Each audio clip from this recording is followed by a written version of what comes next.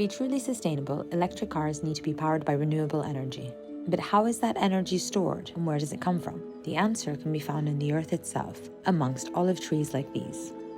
This is an organic farm in Grotta Ferrata, near to Rome, a place from ancient time, very loved from Roman and before Roman emperors.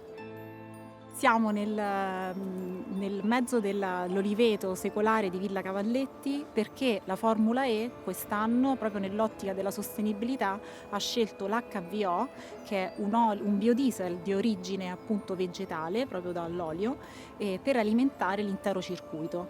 E quindi ecco, ci troviamo nell'origine del nuovo combustibile sostenibile.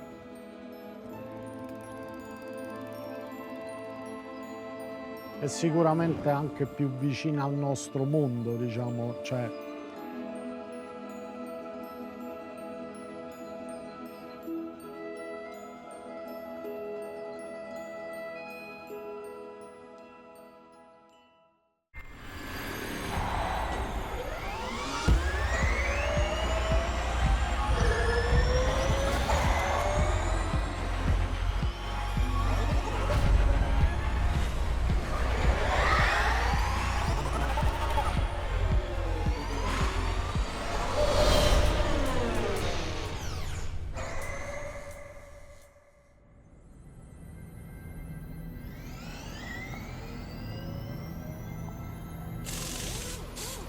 Formula E was created to counteract climate change. The point was not to have another racing series. The point was to use Formula E as a technological platform to push electrification on the streets. So Formula E was certified net zero carbon back in 2020, which is an achievement meaning that all carbon emissions of Formula E are neutralized.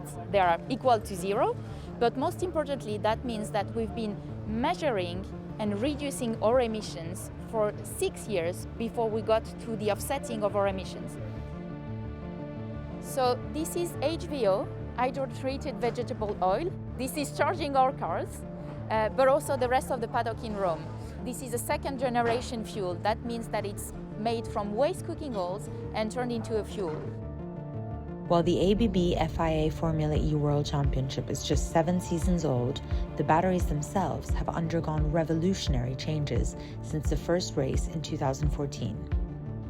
The Gen 2 battery is made up of a few thousands of cylindrical lithium-ion cells like this one and weight 375 kilos. So the cells inside the battery are connected in series and parallel in each module. Then the modules are interconnected between them and the resulting amount of usable energy is 52 kilowatt-hour.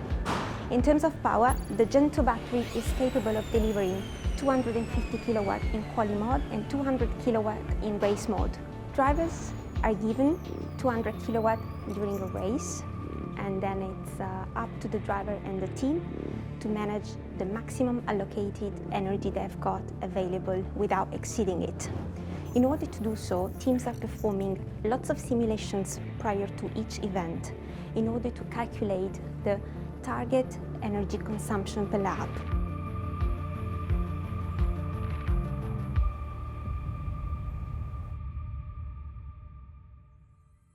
Formula E utilizes some of the most sophisticated energy technology in the world today, but the story of the battery itself stretches back some 2,000 years. Its own earthly origins might surprise you.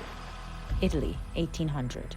The first battery is created by Italian Alessandro Volta. Stacking layers of zinc, blotting paper soaked in salt water, and silver, one on top of the other, he creates the Volta battery, which becomes the basis for modern chemical batteries. Italy, 1780. An Italian biologist called Luigi Galvani discovers that when 2 different types of metal come into contact with a dead frog's leg, an electrical current runs between them, causing the leg to twitch. It's set to mark the first discovery of the principle behind batteries. Iraq, somewhere between 200 and 400 AD. A clay pot filled with wine, a copper cylinder, and an iron rod. When combined together, they produce a single volt. The Baghdad battery, the oldest known electric battery in existence, is born.